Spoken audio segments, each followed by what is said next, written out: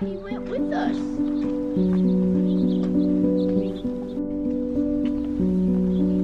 I thought okay, can't see sick.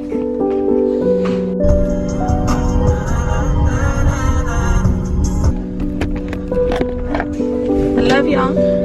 Love y'all. Have a good day at school, okay? Bye, babies. Good morning. It is Monday, February 26th.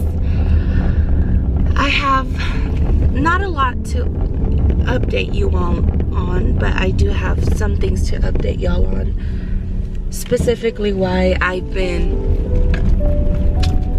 absent from uploading, but I haven't been to work. This is my first day working in 2 weeks. I have not worked in 2 weeks. I'm headed to my hospice job.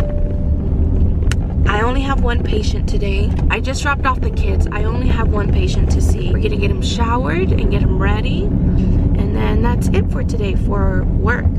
But then I'll come back and I'll update y'all, and then we'll go from there. But it's good to be back into a routine, and I missed recording and editing and all of that, so it'll help me. Sorry, I have no idea why it is so dark. Anyways, it'll help me to get back into a semi-normal routine. So anyways, all right, I'll talk to you later. So it's 10 to 11. I just got finished with that one patient. It took quite some time because we were waiting for transportation. We don't have a nursing home here locally. I live in a very small town, so we have to rely on transportation to take them to a nursing home that is an hour away. They will either go to a nursing home that's an hour away or one that's 2.5 hours away. To be honest, I don't know how to go about talking about this. I've never been in this situation, but my father-in-law passed away on February 10th, and it was a huge shock to the family. My father-in-law was basically my father for the last 14 years. He was somebody that I was very close to, and it was just a shock. It was a huge shock. My father-in-law is your typical Mexican man that aren't made. I mean, you don't have those type of men around anymore, hardly. But he was just a hard-working, very strong man and loved his family very, very much. It's so hard because at the same time, I'm glad that he didn't suffer. He went quickly. And as a Christian, we understand that he's in a better place. He's not suffering. He's with his mom and is with his brother and his family, and he's no longer suffering. That is what brings us peace. But it's just the selfish part of us where we no longer have him present, and it's hard. It's really hard. And I've never dealt with grief in this way because I thank God that I've never lost anybody so close to me.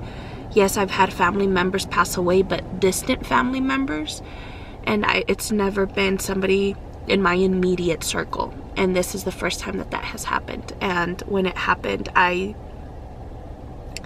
can't explain it. I mean, I lost a dad. My husband lost his dad, and it was hard. It was really, really hard. It's been 2 weeks since then, and to be honest, I didn't want to move forward. I didn't want to move forward with trying to get into nursing school. I wanted to drop out of all of my classes. I wanted to quit my jobs, and I was so overwhelmed. And I had a huge microbiology test. It was my first test, and it was so he passed away Saturday, and my microbiology test was either Tuesday or I think it was Thursday, and it was hard. It was so hard. I've never done anything that hard where I've had to push through, but I did because my father-in-law loved me very much, and he would always say, he's like, Mija, I think you're more of my daughter than my son is my son. would always claim me as his daughter. And you know, he's seen me go through my ups and downs of whether I should do teaching or nursing, and the times that he would see me come home and be so tired, he'd be like, Mia, why are you working so hard? Like, just quit, and there's no reason for you to be pushing so hard. Like, why are you doing this to yourself? When he would see me come home so tired, he would always tell me to cut back or to do something else. Always. But the last time that I saw him, I had just finished working hospice, and I had picked up the kids and I took them to my in-laws, and I was on my way to my nighttime job. I was tired, and then plus on top of that studying, and I was exhausted. And so when I walked in the door with the kids and I'm tired, he told me, Mija, don't quit. He said, just keep pushing, but don't quit. And I wasn't going to tell my husband that, because I knew if I told him, he was not going to let me quit nursing. But I ended up telling him because I needed somebody to keep me accountable. Until he reminded me, he was like, what did Dad say? He's like, he told you, don't quit. But it was so hard. It was so hard to keep going and to show up and to study when all I wanted to do was cry and stay in bed. It was just so hard. It was so hard. It was so hard.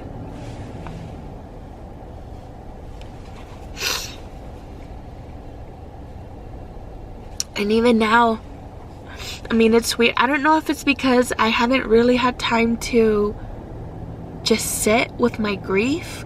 I don't know how people grieve. I don't know. I don't know, but it's weird because it hits me all of a sudden. You know, I'll be in the middle of doing something, and then I just have this huge lump in my throat, and I just cry. I cry. And it's mainly when my thoughts go to,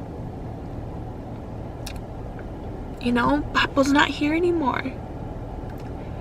But I can't let myself stay there for too long, because I hate that there's nothing I can do about it. And if there's nothing I can do about it, then I don't want to sit there and waste my time wondering and worrying and hating. It brings no purpose. So I don't know if it's because I don't allow me to feel that deeply, because I know there's nothing I can do about it. I don't know. But it sucks. Golly, it sucks so much. I mean, all I want to say is, why, God? Why did you have to take him so early? But I don't allow myself to go there. That's the first time I actually say it out loud. It's been on my mind, but I don't.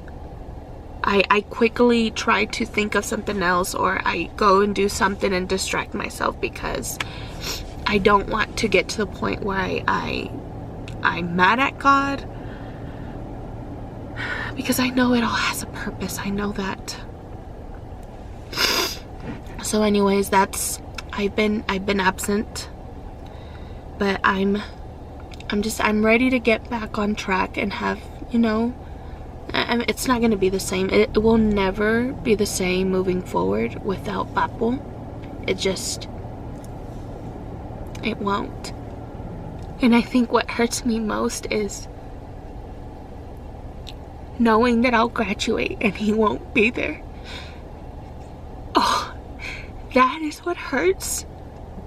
And when my kids graduate and Papo won't be there, or when my kids have their first, you know, boyfriend or girlfriend, because he's always telling them, like, hey, did you meet any chicks? And I'd be like, Papo, leave them alone, they're too little. That is what I hate the most, is that he won't be there for those big moments. And I think that's why I really wanted to quit,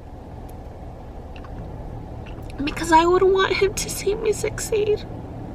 And I know he'll be there in spirit, but it's not the same when they're there in person.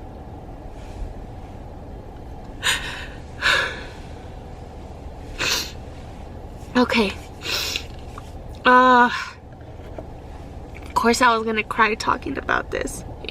I don't say this enough, but I'm pretty proud of myself because I didn't let my emotions, and these were legit emotions, okay? These were legit, but I didn't allow my emotions to stop me from going to class and studying.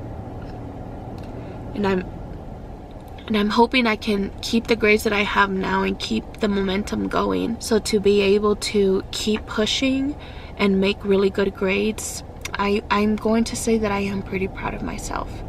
And I'm going to keep moving forward, and I'm going to get back on track and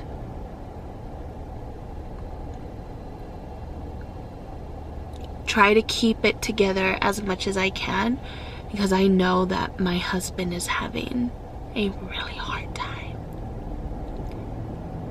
He's having such a hard time, and of course his dad just passed away, and I think for him it hurts him that he wasn't able to say goodbye. My mother-in-law woke up Saturday morning and found him on the floor. He's getting an autopsy, so we'll find out, but I'm pretty sure he had a stroke, some type of stroke, because half his face was drooped. But yeah, you know, I never known how, you never know how strong you are until you have to be, and this is a time where I have to be strong, and I can't let my stupid emotions take control where I'm wondering, and no, I just gotta stick to it, put my big girl panties on, and just keep moving forward and be as strong as I can.